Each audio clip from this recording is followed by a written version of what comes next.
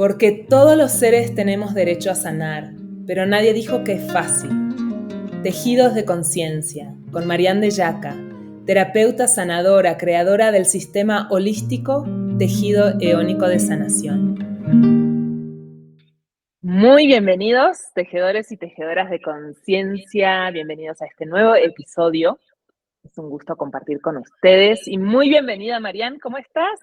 Bien, muy contenta de estar como todos los miércoles aquí. Nosotras nos reunimos los miércoles para hacer la grabación, entonces ya es algo que está programado. Al principio como que costaba un poquito de trabajo, ¿no? Decías: "Ay, es miércoles y es la grabación", pero ahora forma parte de la programación semanal, de algo que no se mueve, de algo que respetamos muchísimo y que además, pues, siempre entramos con tanto gusto y con tanto amor que, vaya, pues muy bien, todo bien.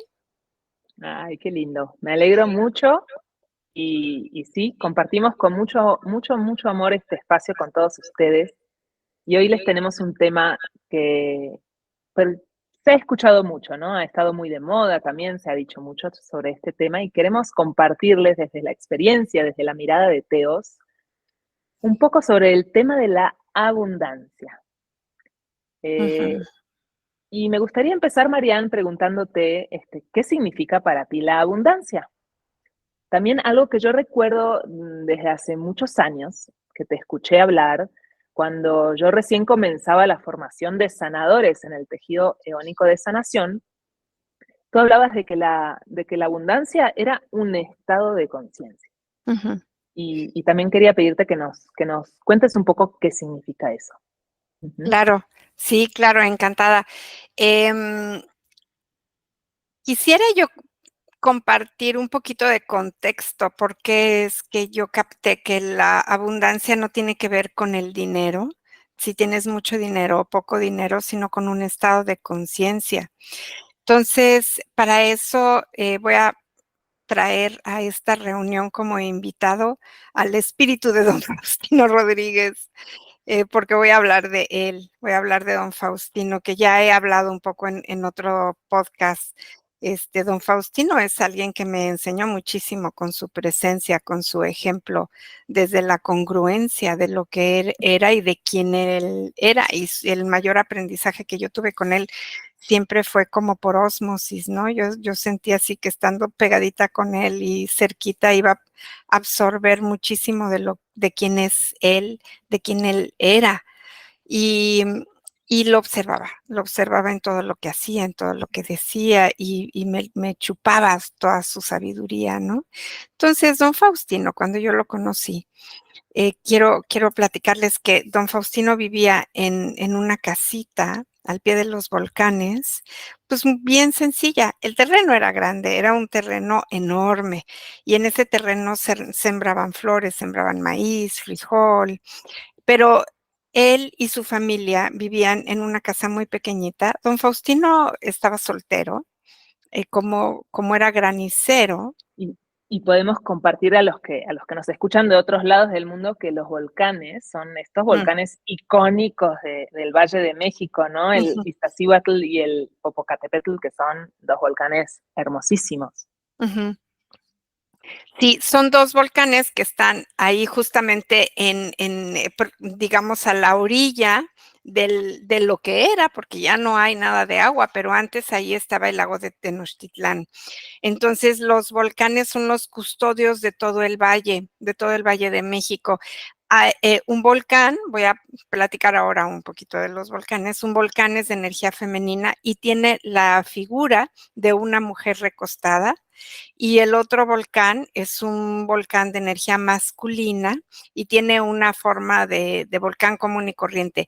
Dos de estos volcanes hay en Perú, exactamente iguales a los que tenemos acá en el Valle de México, ¿no? Entonces, seguramente en otras partes del mundo también hay volcanes parecidos en donde se está replicando la energía femenina y masculina.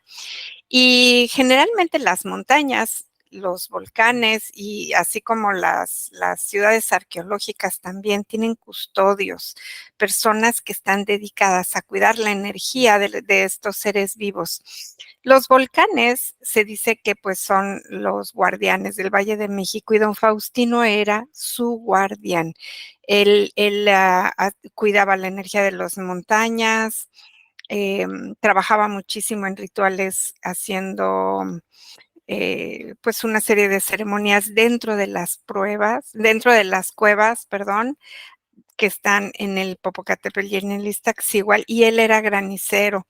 El granicero es este chamán que era granicero entre muchas otras cosas, ¿no? Es como de estas personas que tienen muchos títulos cuando estudian muchas carreras o muchas profesiones. Don Faustino así tenía como varias cualidades, no nada más una. Y una de ellas es que era granicero y como granicero él tenía prohibido casarse. Tenía que ser soltero, tenía que ser virgen también. Y él pues cumplía con su norma. Cuando yo lo conocí ya era un señor bastante mayor y su casa estaba llena de niños y todos estos niños eran sus sobrinos. Entonces él cuidaba a los sobrinos y a los hijos de los sobrinos y a las gallinas y a los guajolotes y a los animales al que había por ahí. Y don Faustino pues era un hombre muy sencillo, era un campesino, como uno de estas personas que te puedes encontrar a pie de carretera vendiendo flores o vendiendo frijoles. Y era un hombre pues muy, muy sabio. Entonces, don Faustino nos hacía ir todos los sábados a su casa o todos los domingos a las 7 de la mañana. Teníamos que llegar así súper temprano.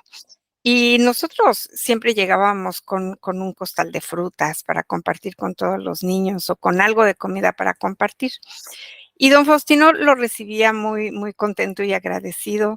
Y ya veía yo a una de sus sobrinas que se iba por el maíz para molerlo en el nixtamal y empezar a hacer las tortillas. Y ya veía yo a la otra sobrina que traía una ollita de frijoles, ¿no? Le ponía agua, ponía sus frijoles en una ollita de barro y todo se ponía en el brasero a calentar. Y luego las veía yo haciendo su salsita, entonces desayunábamos o almorzábamos frijoles con tortillas y salsa. Y al cabo de un rato llegaba alguien a ver a don Faustino. Y esa persona, pues, era alguien que don Faustino no había citado y que don Faustino tampoco había invitado. Y le decía: "Qué bueno que ya llegaste, porque te vas a quedar a compartir con nosotros. Quédate a desayunar". Y yo, bueno, empezaba a sudar frío. Decía: "Pero, ¿cómo se le ocurre a don Faustino invitar a todas estas personas a desayunar? Con esa ollita de frijoles y con las tortillas, pues, no nos va a alcanzar". Yo venía de una educación en la que mi mamá decía: "El dinero se recoge con la escoba, el dinero no crece de los árboles". Ella siempre estaba muy preocupada por el dinero, siempre estaba muy preocupada porque alcanzara la comida. El mercado que ella hacía estaba medido y pesado. Si éramos 5 personas comiendo en casa, pues 5 cosas compraba y no podíamos tener nunca invitados a comer así, de manera espontánea. Tenía yo que avisarle a mi mamá con 1 o 2 semanas de anticipación para que esa persona invitada entrara en el plan alimenticio de las compras y de la economía también. Y ella, aunque uno podría pensar, fíjate, que nosotros vivíamos mejor, porque vivíamos, pues, en un lugar muy bonito, teníamos 3 recámaras, 2 baños completos, estacionamiento para el auto, teníamos coche, mi mamá viajaba, ¿no? Se iba a Europa, regresaba, nosotros salíamos de viaje toda la familia juntos en las vacaciones. Entonces, aparentemente podrías pensar que nosotros vivíamos en la abundancia y que una persona como don Faustino, con todos sus sobrinos y sus gallinas y sus guajolotes, vivían en la pobreza. Y cuando yo empecé a darme cuenta que quien realmente vivía en la riqueza y en la abundancia era don Faustino, y que nosotros vivíamos en la pobreza y en la escasez, porque nunca alcanzaba. Mi mamá sufría muchísimo por el dinero. Y siempre eran estos regaños y estos reclamos, ¿no? De cuida el agua, cuida las cosas, se va a acabar el dinero, se va a acabar el agua, se va a acabar no sé qué. Y siempre era como mucho estrés en la casa. Y don Faustino era la confianza absoluta. Él invitaba a todas las personas que llegaban sin invitación previa, los invitaba en ese momento. Qué bueno que ya llegaste para que te quedes a desayunar. Y yo sufría, ¿no? Y pensaba, como pensaba mi mamá, esto no va a alcanzar. ¿Y qué crees que alcanzaba? ¿Quién sabe qué pasaba con esa ollita de frijoles y con esas tortillas que se hacían y con ese molcajete de salsa? Pero alcanzaba. Todas las personas podían comer, los sobrinos, los invitados, todo mundo podía comer, y él feliz compartía con absoluta generosidad todo lo que tenía. Entonces, yo me empecé a preguntar, cuando yo vi esto de don Faustino, yo me empecé a preguntar, ¿quién es el rico y quién es el pobre? ¿Y qué es eso de ser rico o pobre? ¿O qué es eso de estar en la abundancia y en la escasez? Y ahí fue cuando me empecé a dar cuenta que la abundancia es un estado de conciencia, es una manera de relacionarse con la vida y es una manera de estar en la vida. Y la escasez también, no tiene que ver con mucho dinero o poco dinero. He conocido a lo largo de mi vida personas que tienen mucho dinero, que pueden ganar mucho dinero, por los medios que sean, pero que no lo comparten, que no comparten lo que tienen, que son avaros, ¿no? Que todo lo quieren juntar y guardar por si se les fuera a acabar, y son como pichicatos, ¿no? Cuando te dan algo o te comparten algo, yo de niña escuchaba mucho esta frase de que eran cuentachiles, de todo te lo cuentan, y si te lo dan, te lo cobran. Es como: "Yo ya te di tal, ahora tú qué me vas a dar a mí de regreso". Y don Faustino no era así, don Faustino daba lo que daba, no lo cobraba, no contaba los chiles, él daba lo que tenía y hasta donde podía. Y, esta enseñanza de don Faustino fue una de las primeras enseñanzas de las que yo me apropié, porque don Faustino, al ser abundancia en sí mismo, también me enseñó que era amor, generosidad y comunidad, porque él hacía comunidad con todas las personas que llegaban a su casa.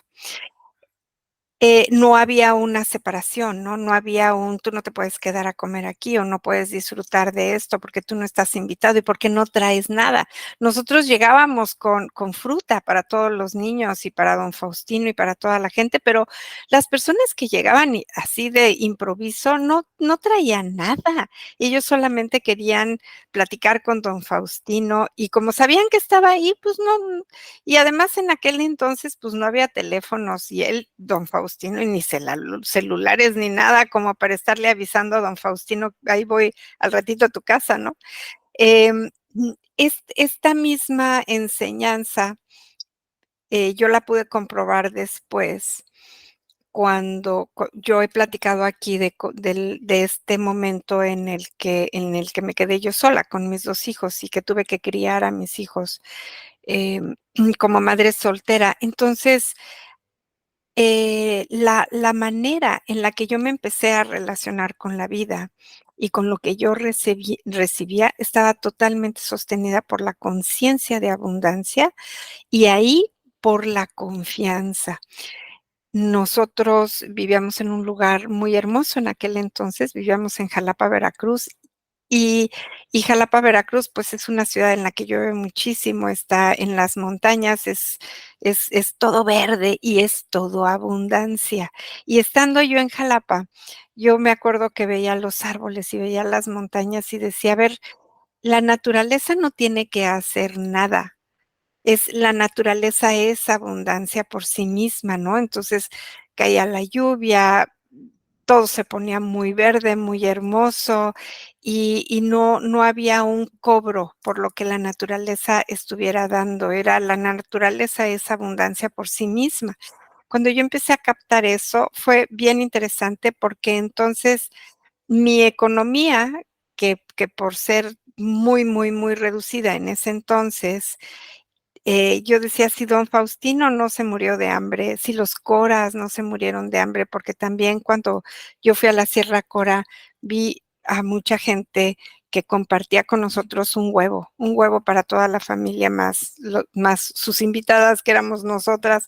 Entonces, ¿cómo es posible que la gente pueda compartir desde esta conciencia, desde lo que tiene, y no está preocupada ni está angustiada porque se le va a acabar la comida? Todo eso es conciencia de abundancia. Em, Después, con los años y en contraposición, me tocó convivir con una persona que era exactamente el opuesto, exactamente lo contrario. Ella todo lo medía, todo lo que daba lo medía, incluso si eras invitada. Entonces, si a mí me invitaba a comer a su casa con sus hijos, era, tienes derecho a 6 cucharadas de sopa, tienes derecho a tanta proporción de proteína y no más, tienes derecho a 3 cucharadas de frijoles, a 1 cucharada de arroz y a 2 tortillas, y no podías pedir más porque se acaba. Entonces, es muy interesante poder mirar cuando las personas, cómo viven su vida las personas cuando están en conciencia de abundancia o en conciencia de escasez.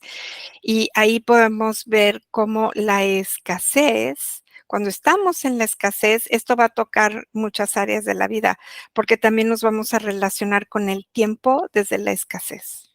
Por ejemplo, ¿no? Es como, no tengo tiempo, todo lo tengo que hacer deprisa, tengo que pasar a otras actividades, o no puedo hacer de más, o no me puedo comprometer a tantas cosas porque no me da tiempo.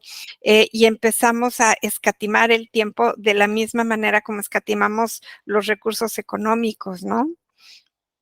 No sé Ujú. qué escuchas hasta Sí. ahora o Ay, fíjate que se me vinieron varias cosas. Por un lado, em, esto que dices de que es un estado de conciencia y que significa tu manera de relacionarte con la vida, ¿no? Ahora que está tan de moda esta película de Intensamente, mm, y para los que nos escuchan desde el futuro, estamos ahora en un 17 de julio del 2024. Acaba de ujú, salir Intensamente 2. Y entonces está ese cuartel central de las emociones y yo me imagino cómo sería si se agregaran los estados de conciencia, ¿no? En esa película. ¿Cómo es que funcionan en nuestra mente? ¿Cómo es que podemos crear estos estados de conciencia, estas formas de relacionarnos con la vida para, eh, justamente porque cambia tu mirada? Es mucho más que una emoción, ¿no? Es mucho más grande por que supuesto. una emoción. Por supuesto que cambia la mirada, cambia todo, porque el estado de conciencia no tiene que ver con el cerebro. El estado de conciencia, no quiere decir que el cerebro no participe en un estado de conciencia, pero la base de un estado de conciencia está en el corazón, no está en el cerebro. Entonces, si los creadores de Intensamente quisieran abarcar estados de conciencia, tendrían que abarcar el corazón. Y del corazón, como estado de conciencia, pues la verdad es que hay muy poco demostrado. Podemos tener experiencias desde el corazón. Yo te puedo compartir una enorme cantidad de experiencias desde el corazón o de estados de conciencia que surgen desde el corazón, pero es el corazón quien lleva el mando, no es el cerebro. Entonces, está Ah, un está poco. muy hermoso, porque tendría que haber un segundo cuartel, porque ya se habla hoy en día de que tenemos este corazón que también tiene conexiones neuronales, Ujú. entonces también podría, creo que es algo que a través de la ciencia cada vez también se mira más, la inteligencia del corazón como un cerebro, como otro cerebro. Ahí podemos poner otro cuartel para los estados de conciencia. Sí, y fíjate que es interesante porque hemos dado muchísimo peso al cerebro últimamente, sobre todo con toda la neurociencia, se ha dado un gran peso al cerebro y no y la neurociencia poco a poco empieza a comprender el corazón poco a poco. Pero yo creo que todas las concepciones que nosotros tenemos de la ciencia, así como ha cambiado la concepción que tenemos de la energía, del tiempo y de la genética, todo está siendo revolucionado. Es interesantísimo que lo toques porque la manera a la que los científicos están llegando, esta manera de relacionar, de quererse relacionar, porque la neurociencia lo que está haciendo es que está queriendo acceder desde un lugar intelectual a otros estados de realidad. Esta manera de querer ver la vida y de relacionarse con la vida que está abarcando la neurociencia es lo que los chamanes en la antigüedad hacían de manera completamente natural. No tenían este nombre de la neurociencia o de la conciencia, no tenían tantas bases intelectuales, digamos, pero tenían una experiencia que es altamente poderosa y que surge de la conciencia. No nada más la experiencia de estar presente, ¿no? Que esto es así, bueno, si logramos la experiencia de estar presente la mayor parte del tiempo en nuestra vida cotidiana, fíjate que cuando logramos eso, entramos en el lugar de abundancia, desde la conciencia de abundancia, porque cuando estamos presentes, rompemos los lineamientos de presente, pasado y futuro. No hay un tiempo del futuro, no hay un tiempo del pasado, hay un presente continuo y en el presente continuo es como si alargaras el tiempo porque entras en otras frecuencias. Ahora, esas otras frecuencias del tiempo que están relacionadas con la conciencia de abundancia es un tiempo que no es lineal y ese es el tiempo que gobierna el corazón. Qué bellísimo. Ujú. Entonces, Bueno, y sí. Ujú. bueno, hablar de los estados de conciencia es que estamos hablando del corazón. Por ejemplo, yo veía me regreso a mi ejemplo, que es don Faustino Rodríguez, que es este hombre que fue mi mentor, ¿no? Eh, yo lo veía. Entonces, ¿qué hizo que yo pudiera absorber en él su estado de conciencia de abundancia? Primero, él era auténtico. Él, era de pocas palabras, no tenía que dar mayores explicaciones, no se la pasaba midiendo todo lo que daba para después cobrárselo. Él sencillamente estaba en el presente, vivía en el presente y, por supuesto, tenía todos los atributos, que también son atributos de la conciencia despiertos. Tenía la mirada, la escucha, la palabra y la conciencia despiertas, funcionando de manera continua en el presente, en el presente, en el presente. Entonces, si si yo no estoy presente a la presencia de don Faustino, yo no puedo captar la conciencia de abundancia. Para que yo pudiera captar esa conciencia, yo tenía que estar presente en su presente. Y estando yo presente a través de mi observación, de mi escucha y de mi percepción a su presente, es que yo puedo captar que don Faustino está manejando un estado de conciencia que para mí resultaba completamente nuevo. Y ahí es a donde me doy cuenta que yo vengo de un estado de conciencia de escasez. No me había dado cuenta de eso antes. Para mí la vida era como que, pues así tiene que ser, ¿no? Porque como mi mamá decía: "El dinero no se recoge con la escoba, ni crece de los árboles, ni te lo están regalando de manera continua. Para poder ganarte el dinero, pues, es con el sudor de tu frente, con el trabajo arduo, con mucho sufrimiento, con mucha dedicación, con mucho sacrificio, y entonces es que llega el poquito dinero que apenas te va a alcanzar para comer y para comprarte y para poder como tener tus mínimas necesidades básicas. Y todo esto es una relación muy escasa con la vida, muy desde la escasez. Y este es el estado de conciencia que puedes captar cuando estás presente. Y además captar desde el corazón, como dices, ¿no? Sí, No desde el intelecto. Y hablaste, bueno, empezaste a hablar de cómo la abundancia, ese estado de conciencia de abundancia, pues penetra todas las áreas de la vida, en realidad, ¿no? Como desde no solo lo material, que es a lo que generalmente lo tenemos asociado, o a cuánto dinero, o a cuánta comida, o cuánto en materia tengo, Ujú, y si eso alcanza o no alcanza. Y también hablaste del tiempo, luego a veces vivimos en escasez de tiempo. ujú. En, ¿cómo podemos ver eso, la manifestación de la abundancia en los distintos aspectos de la vida? Ampliar nuestra mirada, que la abundancia no solo está en, o sea, cuánto tengo en el banco. El Yo creo que es a través de una mirada de aprecio, porque es la mirada del aprecio la que permite hacer que te des cuenta de lo que sí tienes, no de lo que falta, ¿no? Tenemos un foco puesto en todo lo que falta, como, no sé, lo puedes ver de muchísimas maneras, ¿no? Como si te falta comprarte la ropa de última hora, o si te falta mejorar el modelo de tu carro, o si te falta, ¿qué te falta, no? Y entonces todo el tiempo estás poniendo el ojo en todo lo que falta, en lugar de poner la mirada en todo lo que sí hay. Y desde ahí, desde poner la mirada en todo lo que sí hay, agradecer. Es la gratitud. La gratitud te lleva a la abundancia, al estado de conciencia de abundancia. ¿Y qué pasa con tus relaciones cuando estás en abundancia? Pues es lo mismo, ¿no? Es como si en tus relaciones estás en un estado de escasez, pues tienes pocos amigos, tienes poca gente a tu alrededor, no te sabes acompañar de ti misma tampoco, porque algo te va a faltar para estar en compañía contigo y entonces te vas a sentir sola y va a haber un hueco ahí que no vas a saber cómo llenar.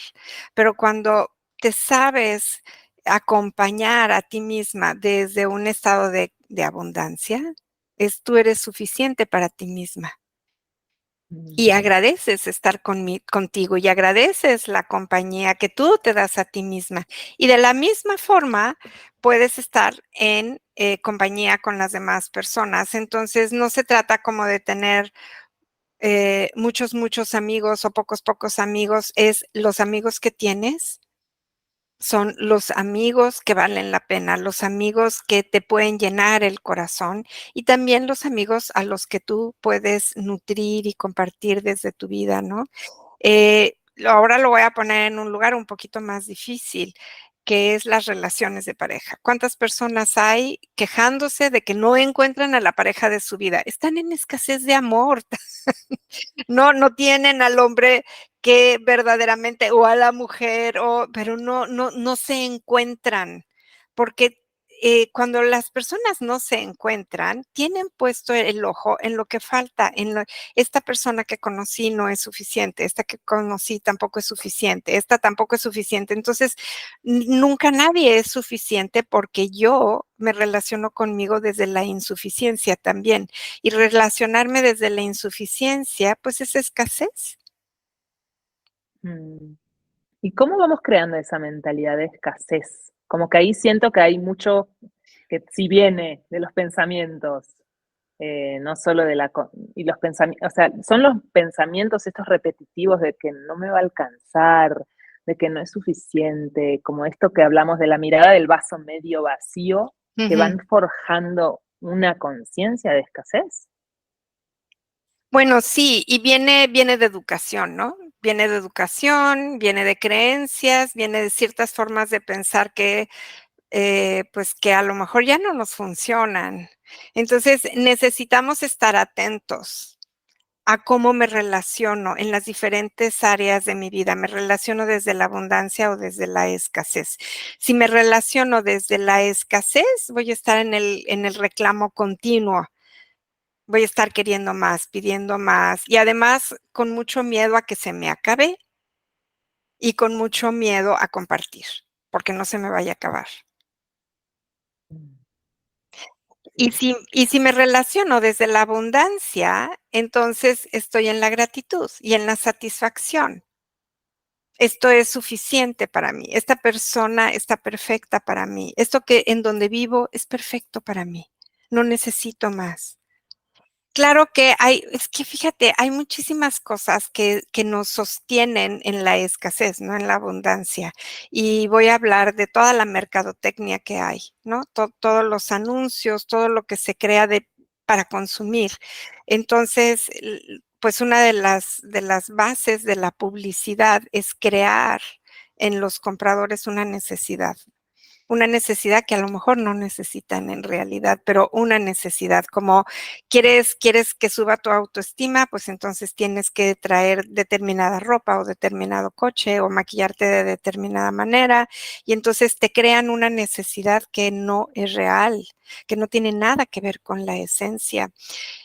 Que te genera una sensación de escasez. Si no Por tengo eso, me si no falta, eso me me falta. falta, y entonces vas a hacer todo lo posible para tener eso.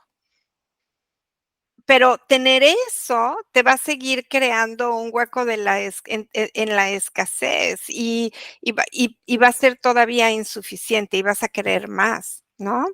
De aquí también sale, voy a hablar de esto, que es un tema delicado, pero de aquí también sale la adicción a las cirugías estéticas. Como eres, no está bien, no es suficiente, no es aceptable. Entonces vas a querer mejorar tu cuerpo, te sometes a una cirugía estética, no importa que vayas en contra de tu salud y en contra de tu bienestar, te sometes a una cirugía estética porque gracias a la cirugía estética tu autoestima va a subir, pero cuando te haces la cirugía estética y después de un tiempo vas a querer otra, porque esa no fue suficiente. Y entonces ahí vas otra vez por una más. Así que, por donde quiera que lo veas, el sentido de la escasez toca muchísimas áreas de la vida. Entonces, más bien es como estar alertas con nosotros, aprendernos a cachar cómo me relaciono conmigo y cómo me relaciono con la vida y con mis relaciones. Me relaciono desde la escasez o desde la abundancia. Si me relaciono desde la escasez, va a haber miedo, incertidumbre e insatisfacción. Si me relaciono desde la abundancia, hay confianza, hay entrega y hay amor, gratitud por la vida. Mm, Qué lindo, Marian, qué hermoso. Y yo les comparto a ustedes, tejedores de conciencia, que a mí me quedó resonando mucho algunas preguntas que se las convido por si quieren preguntárselas a sí mismos también, ¿no? De cuando estás compartiendo, ¿qué tanto compartes con ese miedo a que se te acabe? Esa sensación de que no va a ser suficiente. Que puedas observar eso, a mí me impactó mucho empezar a observar eso. Y también que tanto en las relaciones y en los vínculos, y sobre todo son esos vínculos que tenemos más cercanos, el de una pareja, el de un hijo, el de un amigo cercano, con tus padres incluso, qué tanto miramos desde la insatisfacción de no me alcanza como es esta persona o veo nada más esa parte que, que me parece insuficiente Ujú, y no logras ver eh, todo lo demás. Y sí ujú, está en la mirada. Yo cuando lo logré ver eso, como mi mirada estaba en lo que falta, en la queja, en la insuficiencia, está en mi mirada y a la que más impacta en la alegría, en la vitalidad, en todo, es a mí, principalmente a mí. ujú. Entonces, bueno, esa es mi reflexión, Marian. ¿Cómo te gustaría? Ya estamos llegando al final de este episodio. Este, Queridos tejedores, les pedimos que le pongan me gusta, que le compartan, que nos manden sus preguntas y las tenemos en cuenta para poder planificar los temas de los podcasts. Y, y bueno, Marian, te dejo este espacio para que cierres este episodio con alguna reflexión tuya. Bueno, yo creo que la reflexión más importante es que nos preguntemos qué tanta queja sale de nuestra boca, qué tanta queja hay en nuestro pensamiento, qué tanta insatisfacción tenemos y cuánto miedo de compartir quiénes somos y lo que tenemos nos hace entrar en un espacio de escasez, de sentir que se nos va a acabar. ¿no? Ay, Entonces, Marian, sí. Y se me vino a la mente, además, digo, no lo hablamos tanto hoy, pero también que tanto estamos cerrados a recibir la abundancia de la vida, porque ahí empieza. bueno, por supuesto, ahí empieza. Y un lugar a donde se puede ver, fíjate, en donde podemos ver la conexión con la abundancia es en la respiración. Respiraciones cortas, escasez. Respiraciones profundas y exhalaciones profundas, abundancia. Entonces, claro que todo empieza por recibir, empieza con la primera respiración que nosotros hicimos en el momento de nacer, porque ahí recibimos la vida. Y en la primera exhalación, que fue con nuestro primer llanto, es que nosotros le entregamos a la vida quienes nosotros somos y lo hicimos en abundancia. Tuvimos que respirar profundo para poder estar vivos y también dimos un fuerte grito para anunciarle al mundo que aquí llegamos. Así que necesitamos recordar eso esencialmente. Sí sabemos estar en abundancia, sabemos recibir en abundancia y sabemos dar en abundancia. Y después, con el tiempo, con los años, en la medida en la que nos volvemos viejos, pues esa capacidad se va cerrando, pero se puede volver a abrir. Mm, Qué hermoso, Marian. Muchas gracias. Gracias por tu compartir siempre tan lindo y tan generoso y tan abundante. Y les mandamos un abrazo a todos los Ay, tejedores. sí, abrazo grande para todos.